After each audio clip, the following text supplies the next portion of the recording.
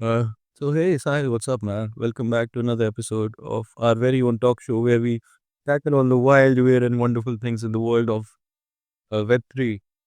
Some alliteration, huh? So today we'll be diving into Web3 gaming, the Pump.Fun saga, and what's next for the markets. So starting off with Web3 gaming, it's been a bit of a roller coaster lately, hasn't it? Yeah, I think we've finally seen gaming projects come into their own after a long, long while. Even during the March bull run, they were not as great as we'd expected them to be, but I think they're back. But I don't know how long will this last with today's dump in the market. I think around 200 billion or something was being reported the last I read it. But yeah, good to see gaming projects finally coming and challenging these memes and other utility coins for a while. Uh, so yeah, so what exactly are your thoughts about Web3 gaming in particular? Like talking about the industry, not going deep into the projects, but just about the Web3 gaming industry as a whole. Like, what do you think? Are you bullish on it, or what are your thoughts on that? I am bullish on gaming in general. You know that I'm a big time gamer, and I've always believed that gaming is a narrative, regardless of being Web 2 or Web 3, that will stay on the internet and stay doing the rounds in the public for a long time. We know products like GTA 5, which were the most highest grossing entertainment products of all time, be it movies, be it books, be it whatever. So when it comes to Web3 gaming, I think this is a narrative that has shown strength over the last two or three bull runs, especially the last one. And I think this is something that will always be a powerful narrative in the Web3 industry as well, because I don't think this is a hype train like metaverse or AI or something of that sort, mm, and which will eventually fade away. I don't believe that is the case. This is one of the narratives that I truly believe will keep on, will stay in the market for a long time. But the issue which I personally think is there, and I've discussed with you off camera, is how great is Web3 gaming when we compare it to traditional gaming, when we compare it to console gaming, or when we compare it to even mobile gaming, non Web3 mobile gaming. So that is something that I would like to hear your thoughts on. What do you think? How comparable are these things, or are they apples and oranges? We just cannot compare them. What are your thoughts on this? I feel Web3 gaming is at this really fascinating crossroads right now because, uh, like, you remember when it first popped out, right? Everyone was really hyped about NFTs, owning in-game assets, and even getting paid to play. That was a enticing thing right there. So I feel it was kind of a drill, but it kind of flopped. I mean, people quickly realized that the games just weren't up to the scratch, like you mentioned, and the gameplay was not that great. The stories were not very interesting, and honestly, it felt like the focus was all on the cash grabs instead of creating a great experience for players. Uh, Also, the backlash at that time, it wasn't just about the gameplay, but there were scams like rug pulls, talking about the whole crypto winter thing with the FTX saga, the Celsius collapse, right? So I feel it just left a bad taste in gamers' mouths, and I totally get why people lost trust in the whole Web3 gaming thing back then. But here's the thing now. I feel the industry is, actually learning from its mistakes. And if you have noticed this thing, uh, in this run, developers are really focusing on infrastructure, which, is kind of, it's the boring part of things, but it's also very important. Like you mentioned, you have to be up there, right? And in if I have to speak about competition, I feel that's the wrong mindset, Like, why are we trying to replace Web 2 games when we can, collaborate with these guys? Because Web 2 already has the trust factor, the credibility, and the killer gameplay, like you mentioned, But Web 3 brings things like asset ownership and interoperability to the table. So, yeah, that's my take. Imagine, being able to take a skin in one game or a weapon in one game you bought in one game, like using it in another. So, that's cool. But I feel we should focus on collaborating instead of competing with Web2 games at this point.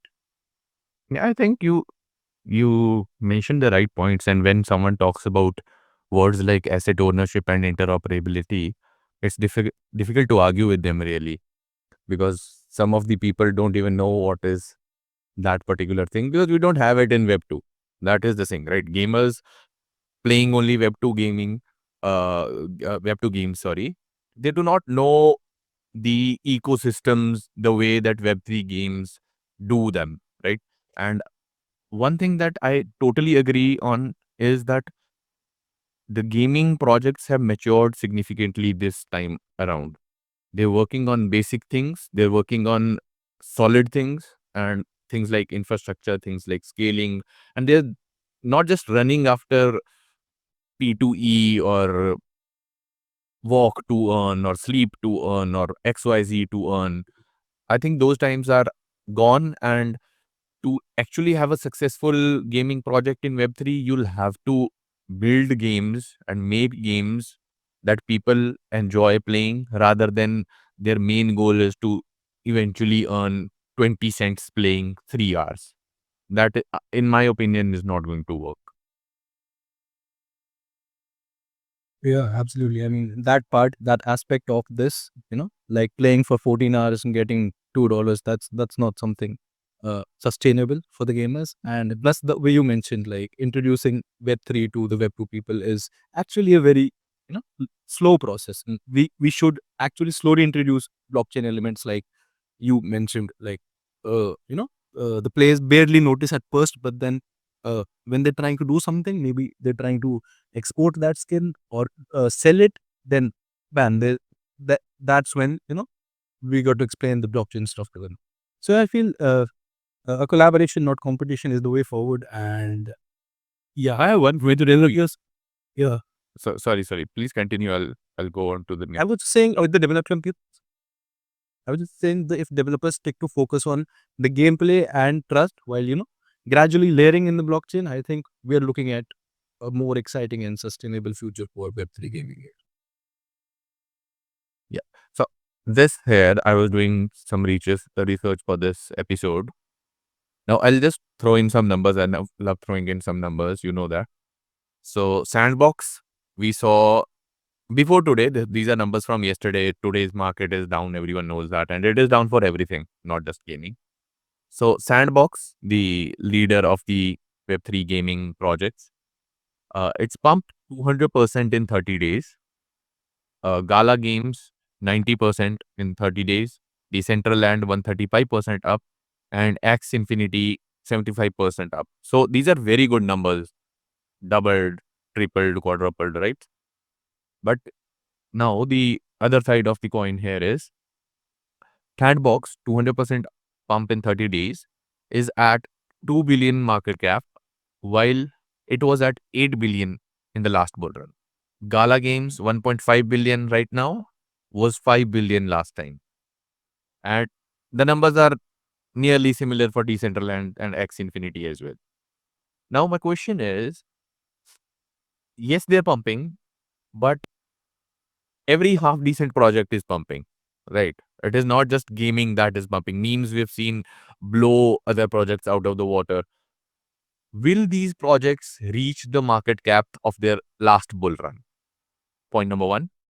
And point number two, or are the newer gaming projects which did not even see 2021, Rollbit or Ronin, for example, who are sub 1 billion but still large cap in the above 500 million market cap, or are they going to set the benchmarks?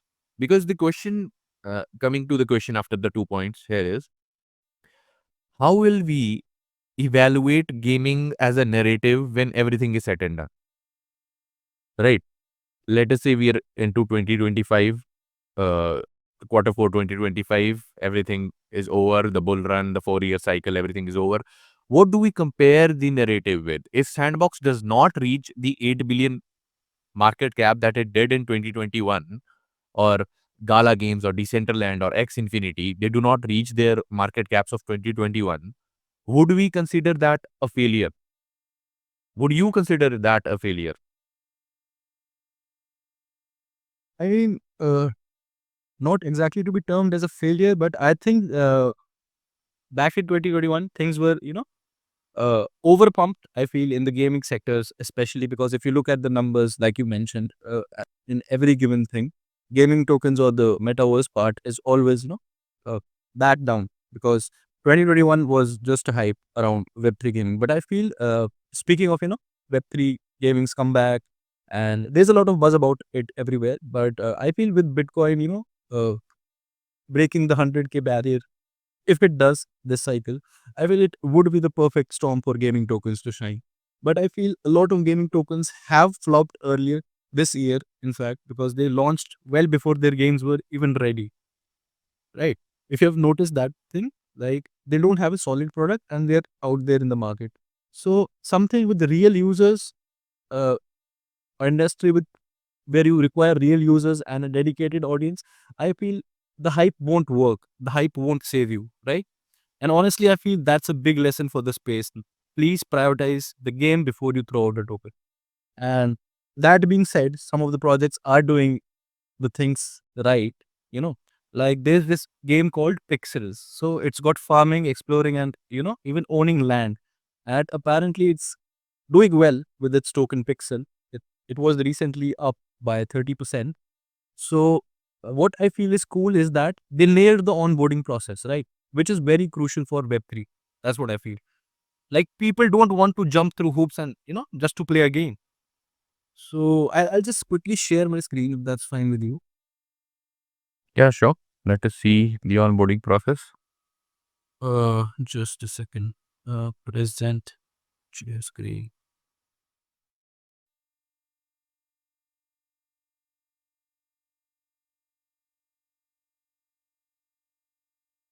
Can you see my screen, sir? Yes. So yeah. This is the game Pixels, right? This is their homepage. So we have these farmers right here. Okay. So I'll Are you go and keep. I'll just click at play for free. I'll go with this. I'll just use my email ID. You like the UI?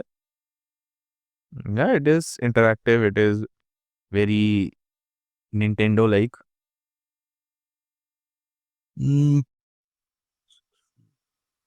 I think heavily inspired by the game Stardew Valley that I play on the Nintendo.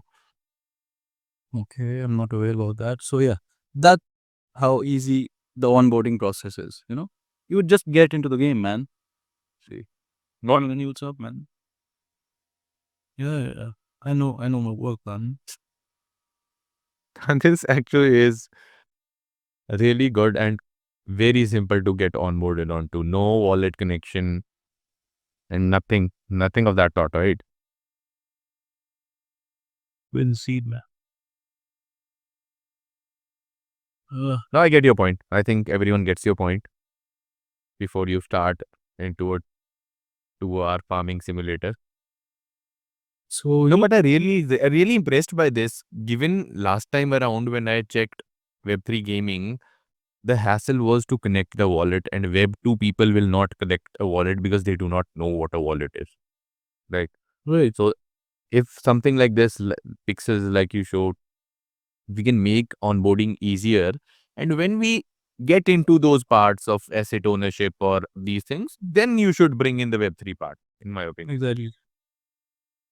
100% agree with you on that side. And I feel similar with Nakamoto Games, you could quickly sign up with your Google account and play straight up. So I feel the onboarding process is very important, like you mentioned. With the Web2 people, they don't want to connect their wallets because they don't have one, right? And like I mentioned, creating good games is actually very important. What do you think?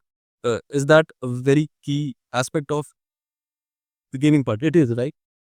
See, I'll be honest, right now, where we're sitting in the market, I think the time to create good games was when the bear run was on. No, no. I'm just asking for the gaming industry as a whole.